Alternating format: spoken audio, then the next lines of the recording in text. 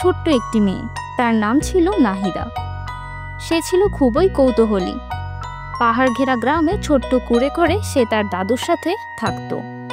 দাদু ছিলেন এক সময়কার ভ্রমণকারী, যিনি দুনিয়ার নানা প্রান্ত ঘুরে এসেছেন। একদিন দাদু নাহিদার হাতে তুলে দিলেন একটি পুরনো ডায়েরি। ডায়েরির গায়ে সোনালি অক্ষরে লেখা ছিল, যা লিখবে তাই সত্যি হবে। জাদুর ডায়েরি। নাহিদা প্রথমে ভাবল এটা একটা মজার খেলা। সে ডায়েরিতে লিখল, আমার সামনে এক টুকরো রঙিন মেঘ ভেসে আসুক। চোখের সামনে হঠাৎই একটি ছোট্ট রঙিন মেঘ ভেসে উঠল।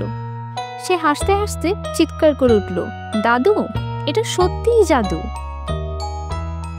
এভাবেই শুরু হলো নাহিদার জাদু ভ্রমণ। সে প্রতিদিন ডায়েরিতে কিছু না কিছু লিখত। একদিন সে লিখল, একটা কথা বলা পাখি আসুক আমার সাথে গল্প করার জন্য। পরদিন সকালে তার জানালার ধারে বসেছিল এক নীল পালকের পাখি, যে বলল, সুপ্রভাত ছোট্ট রাজকুমারী। তবে ডায়েরি একটিই নিয়ম ছিল, লোভ করলে সব জাদু হারিয়ে যাবে।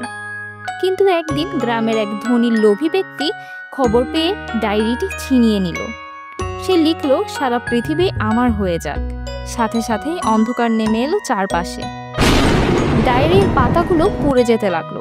বাতাস ভারী হয়ে উঠল। নাহিদা ভয় পেলেও হার মানল না। সে গিয়ে বলল, আমি চাই ডায়েরিটা ফিরে আসুক ভালোবাসার কাছে। ডায়েরি নিজেই উড়ে এসে নাহিদার কোলে এসে পড়ল। সঙ্গে সঙ্গে আলো ছড়িয়ে পড়ল চারদিকে, আর সবকিছু স্বাভাবিক হয়ে গেল। এরপর থেকে নাহিদা ডায়েরি ব্যবহার করত শুধু মানুষের উপকারে। সে ডায়েরিতে লিখত, সব বাচ্চারা যেন একবেলা পেট ভরে খেতে পারে, পৃথিবীতে যেন কেউ একা না থাকে, সব মানুষের মুখে যেন হাসি ফুটে ওঠে। গ্রামের মানুষ তাকে ডাকত জাদুর মেয়ে নাহিদা। আর সেই পুরনো ডায়েরি, সেটাও এখনো আছে নাহিদার কাছে, ঠিক যেন এক জীবন্ত স্বপ্নের চাবি। কারণ সব রূপকথার গল্পের শেষে একটু আলো ঠিকই থাকে।